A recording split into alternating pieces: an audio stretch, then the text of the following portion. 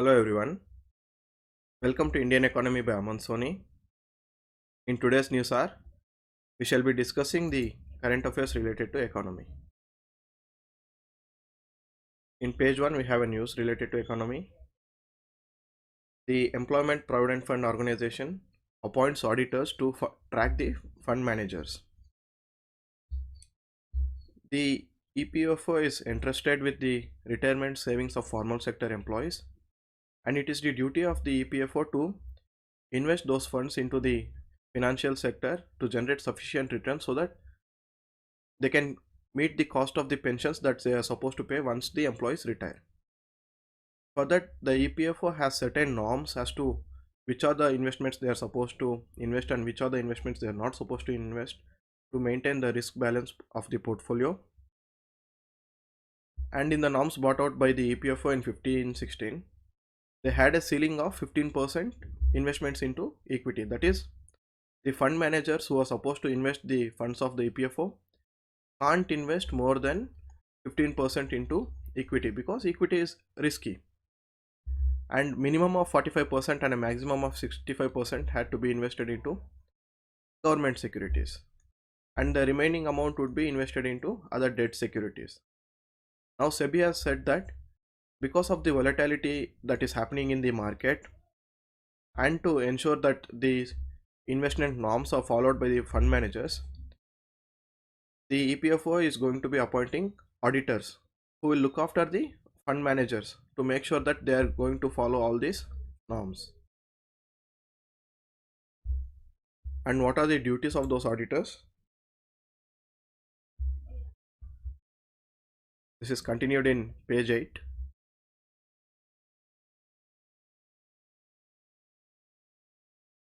The auditors have to look in for any procedural lapses that happen, and they have to give the detailed analysis of any downgrades of the investment that happens.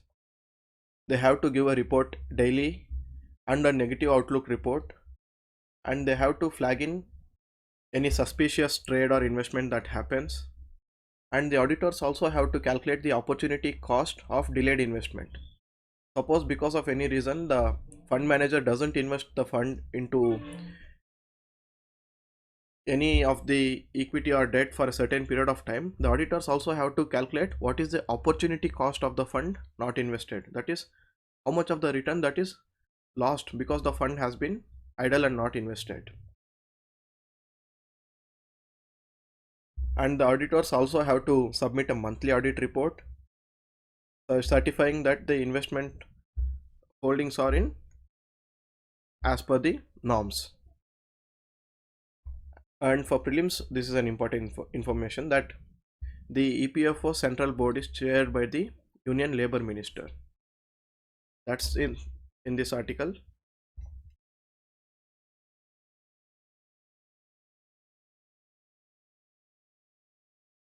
Now let's move on to the editorial page. Show commitment to equity in budget.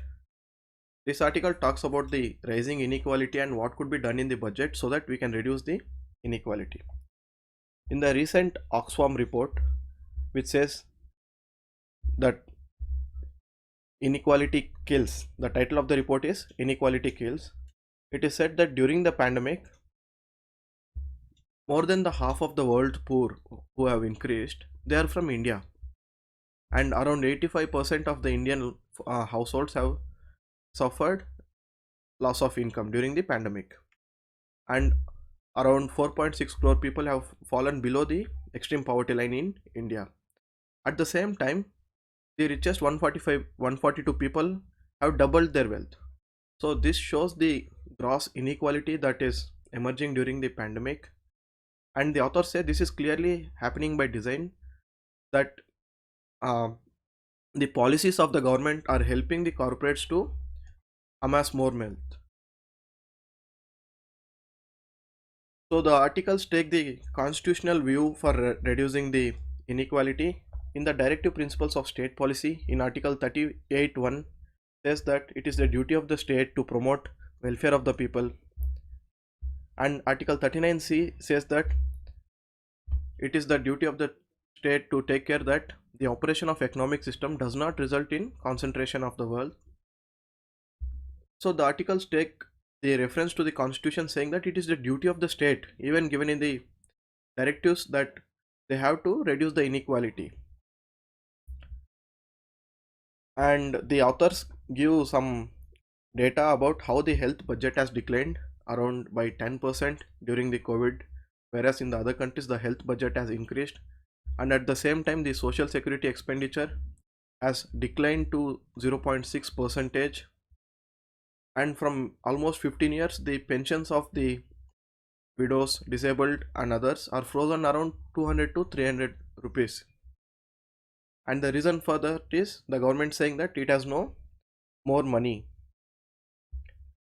And the authors criticize saying that on one hand the government is saying that it doesn't have money for social security benefits. At the same time the government is increasing the DA for central government employees, which would cost more than what the pension schemes would cost. So they say that it is a matter of priority, not about the finance. And they also criticize that in the MG Narega and the National Food Security Act, the number of people have been limited according to the 2011 census, and in the past 11 years around 10 lakh crore more eligible beneficiaries have increased who are supposed to get benefit out of it, but they have been kept out because we are still following the 2011 census, and approximately 12% of the legally entitled people are kept out, which includes the poorest of the poor households. They also focus on the education and children, wherein the worst affected during the pandemic are the poor children who can't afford to get the online education, and the online education has increasing the multidimensional poverty index by distancing these children from schools.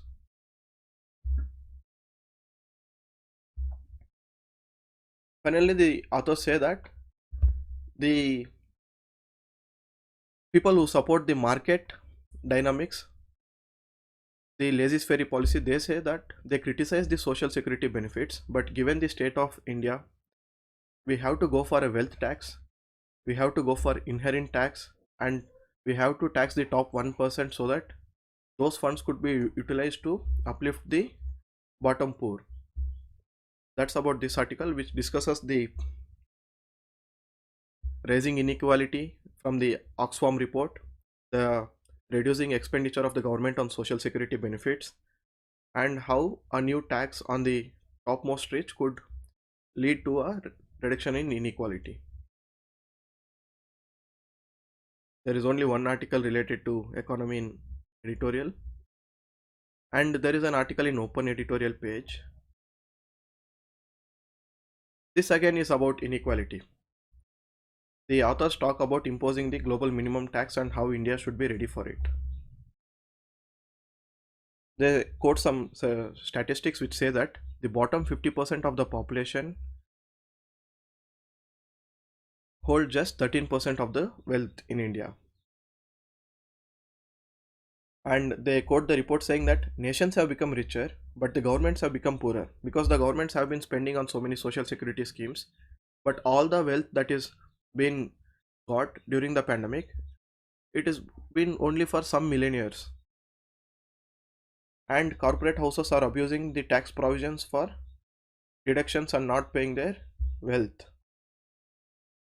They say that the governments have declined corporates rate so that they can get more revenue, but in fact the corporates have been not paying that much taxes, and those high income individuals who are supposed to pay income tax, they're building corporates and they're shifting the burden of income tax to the corporate tax, which have lower rates. And they give example of wealthy promoters in the West who build private trust and they transfer the assets of the companies to this trust, wherein the trusts have lower rate of interest. Thus, by doing all these loopholes, the corporates are evading taxes. They say that it is time to introduce a estate duty in India so that Even the people who are putting their assets in the trust, they are taxed genuinely. And they give reference to the global minimum tax, wherein 130 countries have agreed to fix a minimum of 15% tax. And they say that this 15% is too less, because even the lower and middle class people of high income countries pay more tax. This 15% is too low, and they say that there should be a minimum of 25% tax, which has been supported in the inequality report. And they quote Justice Chaglas saying that equity and income tax law may be strangers to each other, but they are not sworn enemies. By saying this, they mean that we have to use the income tax law to generate equity, that is for the redistribution of wealth and reducing the gap between the rich and the poor. These are the two articles related to inequality before the budget. In news page, we do not have anything related to economy.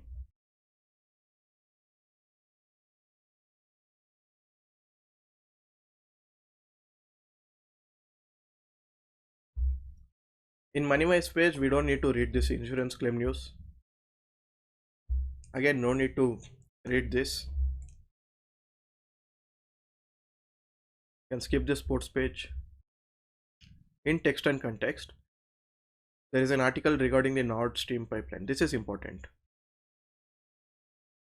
See, the Nord Stream pipeline is a pipeline connecting Russia and Germany in Europe, which transports natural gas from Russia to Europe. So now, because there have been tensions between Ukraine and Russia, again the news highlighted the importance of this Nord Stream pipeline. So let's go through it. This is owned by the Russian company called Gazprom, and this is the longest subsea pipeline which exports gas under the Baltic Sea from Russia to Europe. And the significance of this pipeline is it bypasses all the transit countries in between, like Ukraine, Poland, and Belarus, and it also reduces the time for transit and the cost of transit. Nord Stream pipeline has two pipelines. One is the Nord Stream 1 pipeline, which was completed in 2011, and the Nord Stream 2 pipeline, which has been completed but not yet operationalized. And what is the importance of this pipeline? It can transport around 110 billion of cubic meters of gas a year from Russia to Europe. And there have been certain objections to this pipeline from the environmentalist in Germany, who says that this pipeline would affect the environment, and thus the Germany has not yet given authorization to this pipeline, and it's on hold. Even Ukraine has objected to this pipeline, saying that it will lose around $2 billion in transit fees, because this pipeline goes through the sea and doesn't go through the countries who had to pay transit fees earlier. These countries are going to lose on this transit fees. Poland and Belarus also feel that they are going to lose the transit fees. That's why they are opposing this pipeline. But this pipeline is too important for Europe. So what is the importance? Let's see. Europe at least needs 100 billion of cubic gas every year, and 40% of that needs are met from Russia. And why do they need that gas? For heating their homes, factories, and offices in the harsh European winter, and for power generation. And moreover, the domestic production in Europe has been decreasing continuously, and there are no replacement for the gas. And even the liquid nitrogen gas that countries like Qatar and USA has, there is no infrastructure to transport that from West Asia to say Europe, or from USA to Europe. And this is the most feasible option, that is transporting gas from Russia to Europe. And Germany has a commitment of transiting to cleaner fuels by phasing out nuclear power generation and cutting on its coal consumption. So the dependence on Russian gas increases all the more. And even the European businesses have invested heavily in the Nord gas line, so they are putting pressure on their respective governments to approve the phase 2 of the Nord Stream. And finally, reduction of gas from Russia, that is 40% of reduction mean the prices of the gas will skyrocket. So even the common man will put pressure on their government not to do that. And Russia has the largest natural gas reserves in India, so it can afford to keep sending gas to Europe. And the importance of this for Russia being 40% of the budget of Russia is from the sale of this gas. So you can imagine how much amount Russia makes from sale of this natural gas to Europe. And it eliminates the risk for Russia by not going through the transit countries, and they can save on the transit fees that they were earlier paying to Ukraine, Belarus and Poland. And it makes Europe dependent on Russia and a reliable customer. This is of strategic importance for Russia. So currently we'll have to wait and see how the European countries would respond, because both the Europe and the Russian country need the Nord Stream 2 pipeline, which has been waiting for approval, and USA is putting pressure on Europe that it shouldn't go for it, and they're using this Nord Stream 2 pipeline to uh, back down Russia to not go against Ukraine. So let's wait and watch.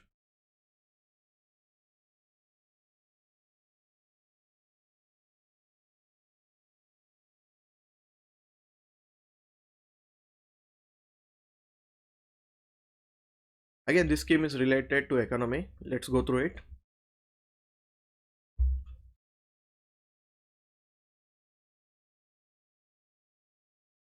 In the earlier news hours, we discussed about the semiconductor crisis that is being going on, the production that has come down, and the demand for semiconductors rising during the COVID, and various sectors like the automobile sector, the telecom sector being affected because of that. Now the Indian government has come up with a new scheme to promote semiconductor industry in the country. So they have come up with a DLI scheme called the Design Linked Incentive Scheme. So what is this DLI scheme? This scheme aims to provide financial and infrastructural support to companies who are going to set up semiconductor manufacturing plants in India. And what are the provisions? The government would give a support of up to 50% of the total cost and 30% of the capital expenditure to people who are investing in the semiconductor, photonics, sensor fabrication plants in India.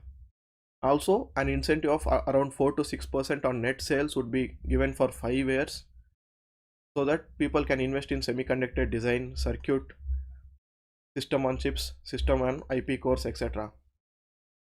The government is expecting that this scheme would promote at least 20 huge companies with a turnover of 1500 crores in the coming 5 years.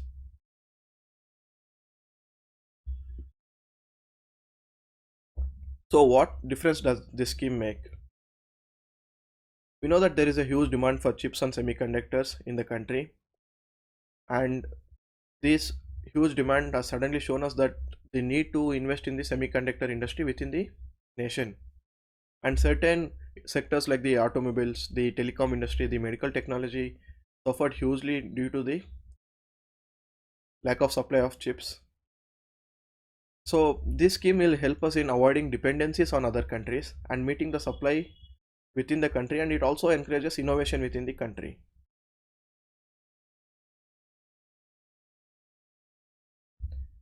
This schemes attracts the global investors to invest within India. Also the domestic players would be benefited from these schemes. Also the investors would be interested because of the provisions of the scheme, wherein 50% of the cost would be covered. And what are the other countries doing? We know that the semiconductor industry is mainly focused in countries like China, Japan, Taiwan, Hong Kong, etc. So even the United States wants to cut down on the imports from these Asian countries and increase their domestic production. And the European Commission also has announced a public-private semiconductor alliance to increase their share of production of semiconductors to 20% by 2030. Even South Korea has given certain incentives for investors. Now, there are certain challenges that the semiconductor industry might face, and what are those? In India, as of now, we have more than 90% of the global companies having their R&D and design centers in India. But the problem is they don't have their manufacturing plants within India.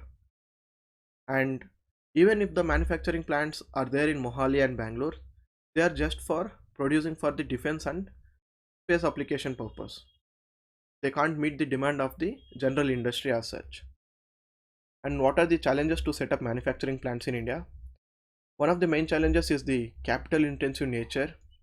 We need investment of around 5 to 10 billion US dollars worth of investment, which is a huge amount. And lack of supporting government policies are one of the challenges. And the setting up of new fabs requires the government permission, the environment ministry's permissions, and various other regulatory permissions. That is also a challenge. And it needs connectivity to airports, seaports. And another huge challenge is it needs lots of pure water to set up a manufacturing plant, which is a big challenge in India. However, we also have certain positives, which are certain gases which are needed in the supply chain of producing these semiconductors are already there in India. So they are domestically available. And India is famous for its excellent engineers. So we have the skilled labor, we have certain gases, and if we meet these challenges about the government policy and the capital intensive nature of the industry, we would be able to become a $64 billion sector, rising from the current $27 billion sector.